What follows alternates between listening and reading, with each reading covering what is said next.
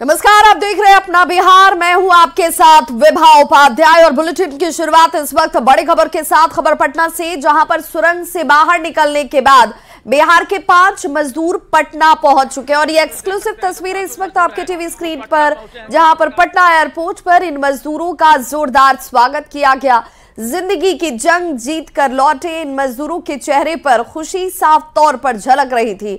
उत्तरकाशी सुरंग हादसे में फंसे इन मजदूरों के परिजनों के चेहरे पर जैसे रौनक लौट आई हो। अधिकारियों की पूरी टीम इनके स्वागत में यहां पर मौजूद नजर आ रही थी। मजदूरों को स्कॉट कर उनके घर रवाना किया गया। पटना एयरपोर्ट पर भोजपुर के सबाह अहमद, सारण के सोनू कुमार शाह और रोहतास के सुशील कुमार, बांका के वीरेंद्र किशु और मुजफ्फरपुर के दीपक कुमार जैसे ही पहुंचे एयरपोर्ट की ये तस्वीर आप देखिए एक्सक्लूसिव, जहां पर इनको फूलों के गुलदस्ते और माला पहनाकर स्वागत किया गया।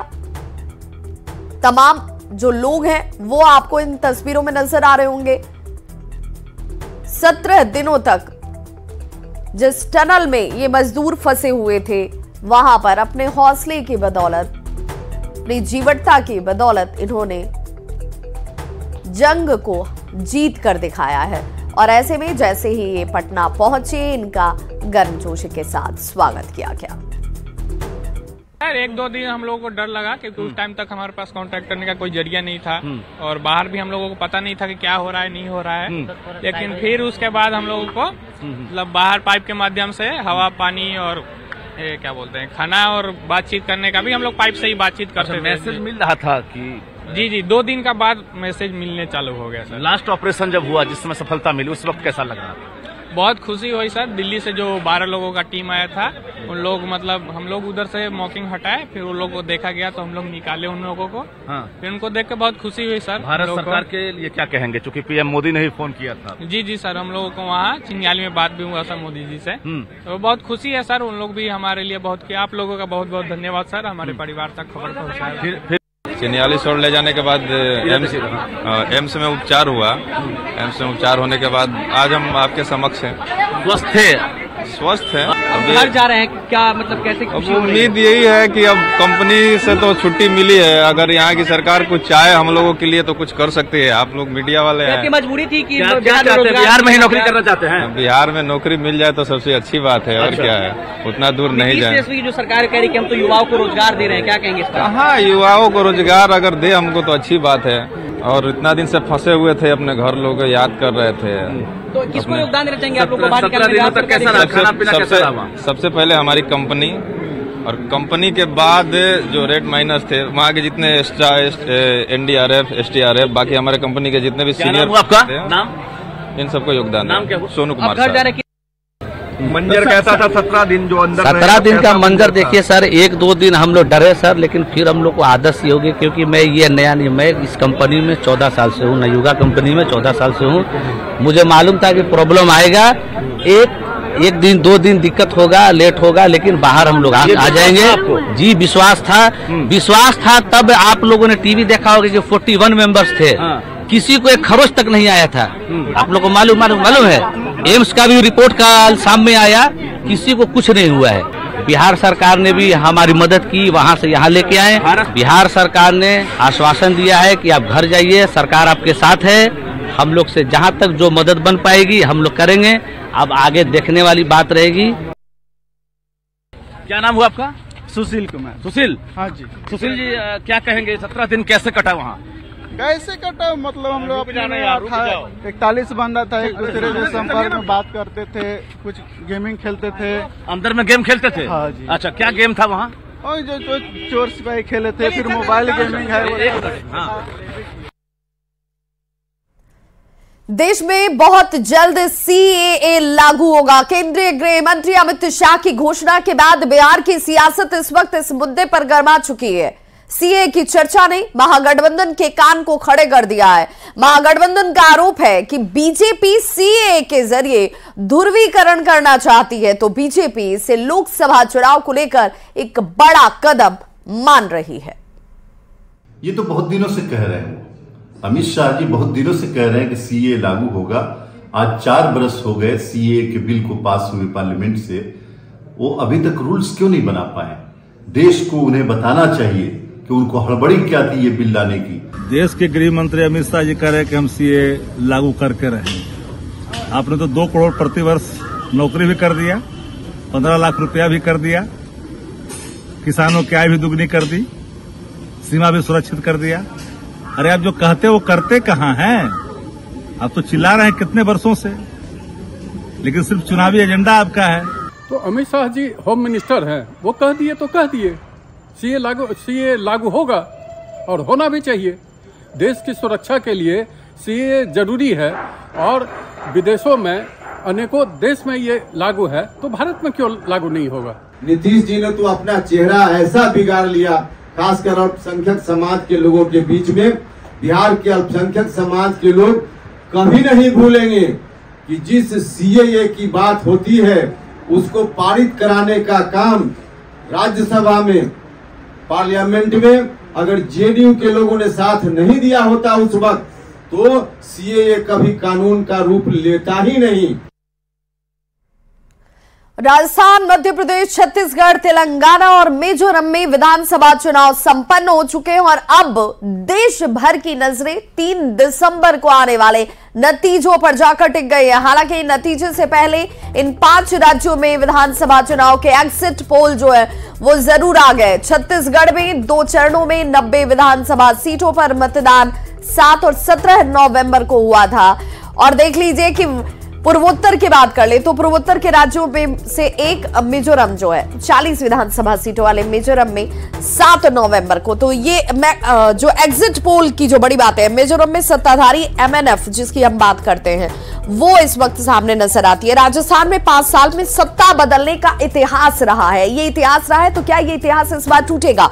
मध्य प्रदेश में 2003 से बीजेपी सत्ता में नहीं है, ऐसे में उसके तरफ से पुरजोर कोशिश की गई थी, ताबड़तोड़ यहां रैलियां हुई। छत्तीसगढ़ में भूपेश बघेल दूसरी बार जीत सकते हैं, जो एग्जिट पोल कह रहे हैं। हालांकि ये एग्जैक्ट नहीं है, एग्जिट पोल है। एग्जिट पोल का जो अनुमान है वो सैंपल सर्वे के तौर पर जिस रूप में सामने आया वो ऐसे। राजस्थान में बीजेपी की बड़ी जीत की संभावना जाहिर की जा रही है। ये एग्जिट पोल जिस रूप में आंकड़ों को दिखा रहा है, दर्शा रहा है, उसमें नजर आता है। मध्य प्रदेश में 230 सीटों के लिए 17 नवंबर को वोट हुए थे। राजस्थान में 200 विधानसभा सीटें, 199 सीटों पर 25 नवंबर को। तेलंगाना में 119 सीटों पर 30 नवंबर को। यानी कि वोट डालने के बाद जब एग्जिट पोल की बातों को हम देखते हैं तो इससे नतीजे किस रूप में सामने आ सकते हैं वो एक अमूमन आंकड़ा जो है वो आपके सामने नजर आता है। 5 राज्यों के चुनाव परिणाम 3 दिसंबर को आने वाले हैं, जिसे लेकर के सभी निगाहें लगाकर बैठे हैं। लेकिन उसके पहले एग्जिट पोल राजनीतिक दलों की धड़कनों को बढ़ाने के लिए काफी है। बीजेपी का यह दावा है कि 3 राज्यों में बीजेपी की सरकार बनने वाली है। बीजेपी के वरिष्ठ नेता संजय मयूख ने यह दावा किया कि बीजेपी शानदार प्रदर्शन करने जा रही है। बस इंतजार कीजिए 3 तारीख का। 5 राज्यों का चुनाव परिणाम 3 तारीख को आ जाएगा, लेकिन एग्जिट पोल में ये मिलीजुली तस्वीर दिख रही है। नहीं, मिलीजुली तस्वीर पर आप मत भरोसा करिए। हम आपको सीधे नकारते नहीं हैं, लेकिन इतना आश्वस्त रहिए कि हम पन्ना प्रमुखों के सहारे चलते हैं। हमारे पन्ना प्रमुख स्पेसिमेन सर्वे से भी ज़्यादा लोग हैं जो लगातार हमारे विजय के तरफ पूरा रुझान दे रहे हैं।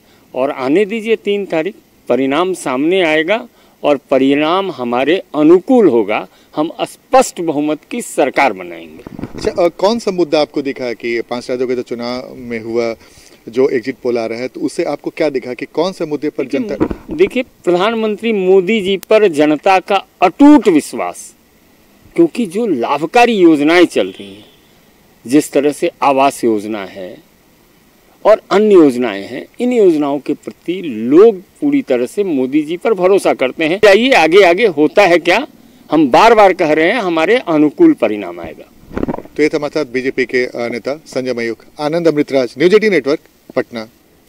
वहीं बड़ी खबर पटना से आ रही है, जहां आर्यभट्ट ज्ञान विश्वविद्यालय की कार्रवाई, जिसमें एक साथ 40 कॉलेज की मान्यता को रद्द कर दिया गया है। नियम को ताक पर रखकर मान्यता देने का आरोप, और इस बाबत अब कार्रवाई भी हो चुकी है। कई कॉलेज सिर्फ कागज पर ही चल रहे थे, अब नामांकित छात्रों के भविष्य पर संकट के बादल जरूर छा गए।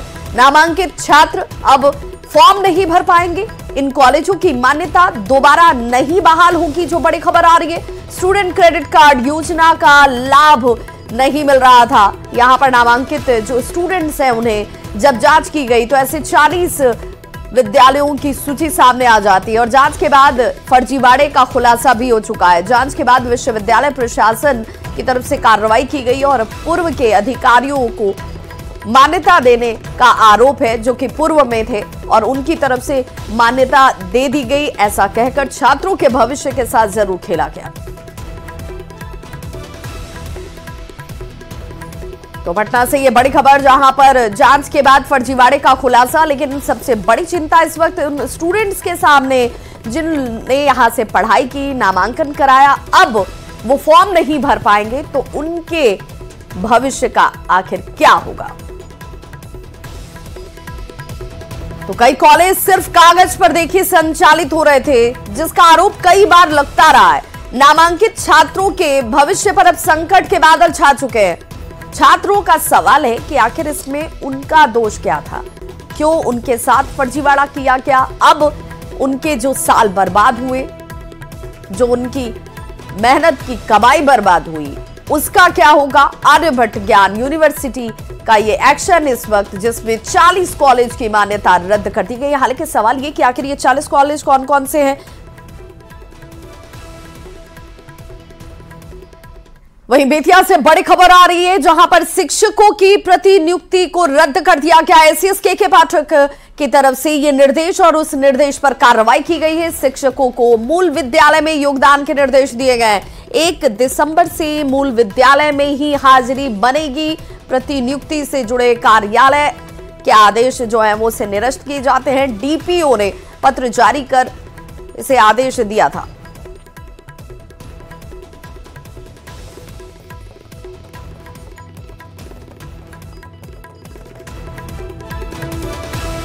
तो शिक्षकों की प्रतिनियुक्ति को रद्द कर दिया गया है। एसीएस के पाठक के आदेश के बाद इस वक्त ये कार्रवाई और ताबड़तोड़ देखिए एक्शन कैसे इस वक्त लिए जा रहे हैं, चाहे वो शिक्षक हो या फिर विश्वविद्यालयों के तमाम वैसे अधीनस्थ अधिकारी कर्मचारी हो। जहां पर खामियां नजर आ रही, जहां पर नियमों का उल्लंघन नजर आ रहा है, वहां पर एक्शन अब बेहद सख्ती से लिए जा रहे हैं। बिहार में पकड़ौआ शादी का एक और मामला सामने आ चुका है। बीपीएससी की परीक्षा पास करने के बाद जैसे ही एक युवक की सरकारी टीचर की नौकरी होती है, कुछ लोगों ने उसे अगवा किया। मामला वैशाली के पातेपुर का बताया जाता है, जहां घटना को लेकर परिवार वालों ने थाने में शिकायत दर्ज करा दी है और गांव के ही राजेश राय, डब्लू राय, भूषण राय सहित 5 लोगों पर आरोप लगाया गया है। वहीं इस मामले को लेकर परिवार वाले और ग्रामीण शिवना चौक को जाम करते नजर आए। हालांकि पुलिस ने अपहृत शिक्षक को बरामद कर लेने का आश्वासन देकर जाम को खत्म करवाया।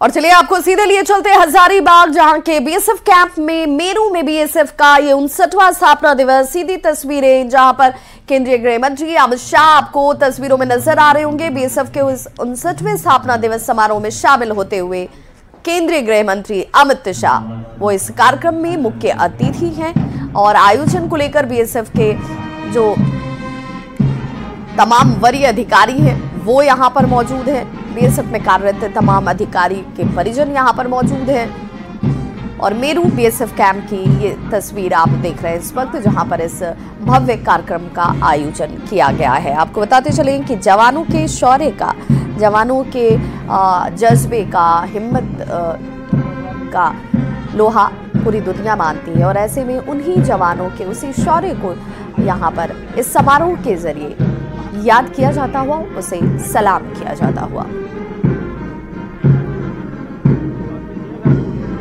तो सीमा पर घुसपैठ हो, तस्करी हो, इसे रोकने की एक बड़ी जिम्मेदारी जो है वो बीएसएफ के कंधों पर है। तकरीबन 2.5 लाख से ज्यादा जवान बीएसएफ में काम कर रहे हैं, इस वक्त देश की सेवा से जुड़े हुए हैं। और आज इसके 59वें स्थापना दिवस पर बीएसएफ के सुमेरु कैंप में समारोह का आयोजन, जहां पर खुद केंद्रीय गृह मंत्री अमित शाह की मौजूदगी है। कल ही वो रांची पहुंचे, रांची से हजारीबाग और हजारीबाग में रात्रि विश्राम, और अब इस वक्त ये सीधी तस्वीरें उस मेरू बीएसएफ कैंप की, जहां पर समारोह और सलामी के साथ उन जवानों के योगदान को याद किया जाता हुआ, उनके कार्य क्षमता को सलाम किया जाता हुआ।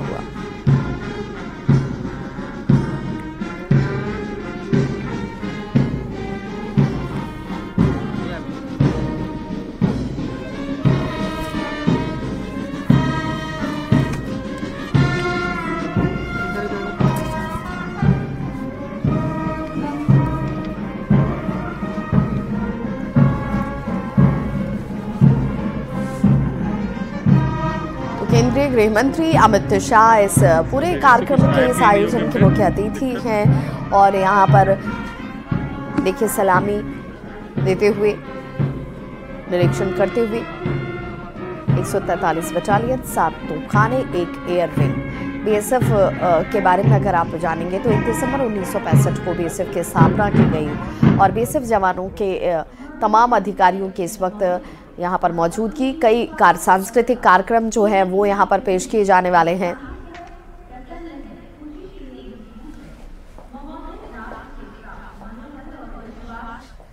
वही बड़ी खबर राजधानी पटना से, जहां पर हथियार लहराते हुए युवक का वीडियो जो है वो सामने आया है। कार्यक्रम के दौरान हथियार लहराने का वीडियो और पटना के गौरी चक का ये पूरा मामला बताया जा रहा है। पुलिस ने युवक को हालांकि गिरफ्तार कर लिया है।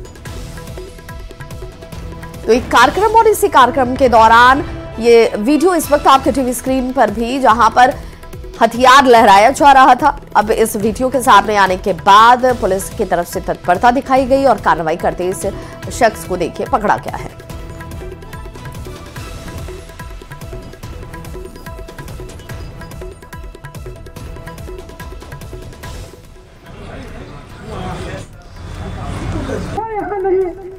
नहीं बोल सकता।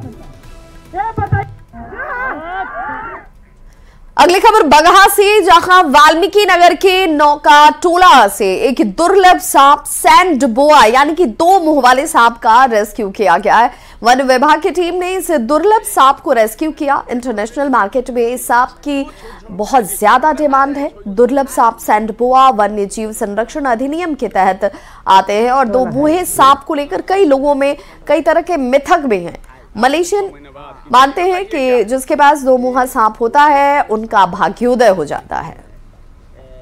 इसका एक ही मुख अभी दिख रहा है, तो मेट्रो ट्रेन जैसा दिख रहा है जी। वो छोड़ कहाँ डिस्टर्ब कर रहा है, उनको ये देखिए, ये पहले खुला हुआ है इनका मुंह, ये अगला। अगली खबर दानापुर से, जहां पर एक निजी नर्सिंग होम में लापरवाही की वजह से एक नवजात की जन्म के बाद मौत हो गई है। परिजनों ने इस नर्सिंग होम में जमकर हंगामा किया और लापरवाही का आरोप लगाया गया है। परिजनों का कहना है कि यहाँ के जो डॉक्टर है वो घर में बैठकर मोबाइल से वीडियो कॉन्फ्रेंसिंग कर झाड़ू लगाने वालों के सहारे डिलीवरी करवाते हैं। डॉक्टर और झाड़ू लगाने वाली की लापरवाही की वजह से जन्म के बाद बच्चे की जान चली जाती है। बच्चे की नाभि काटने में लापरवाही की गई और यही वजह रही कि बच्चे की मौत हो गई है। पुलिस ने नर्सिंग होम के 3 स्टाफ को गिरफ्तार कर लिया है। बताया जा रहा है कि जूली कुमारी लेबर पेन के बाद हर्षित पाली क्लिनिक में भर्ती हुई थी। उसने नॉर्मल डिलीवरी से एक नवजात को जन्म भी दिया। सूचना मिलने पर डॉक्टर कंचन लता ने वीडियो कॉन्फ्रेंसिंग के जरिए अपने क्लिनिक में ही काम कर रहे साफ सफाई वाली सुनीता और स्टाफ को नाभि काटने के लिए इंस्ट्रक्शन दिया। बच्चा कैसे जन्म लेगा, कैसे बच्चे की नाभि की नस को काटना है, अनुभव नहीं रहने की वजह से क्लिनिक में काम कर रहे स्टाफ और दाई सुनीता ने बच्चे को गलत तरीके से नस काटा और कुछ ही देर के बाद बच्चे की मौत हो जाती है। डिलीवरी कराने के लिए बोलते हैं, गुस्से के साथ बोलता 400 एंट्री फीस लाओ, फिर 10,000 लाओ, तो बोलते हैं कौन के 10,000 लेते हो तुम, तो कुछ नहीं बोलता है, कुछ नहीं बोलता है। 12 से मेरी वाइफ भर्ती है, सुबह में भी आई तो बोली कि 12 बजे भर्ती हुई तो मैडम खाली चेक की, उसके बाद चल गई घर है 2 बजे के बाद अकेले उठने पोछा मारे वाली डिलीवरी कराने पे लगे है डिलीवरी में। तो इस बुलेटिन में बस इतना ही, लेकिन न्यूज़ 18 बिहार झारखंड पर खबरों का सिलसिला लगातार जारी है।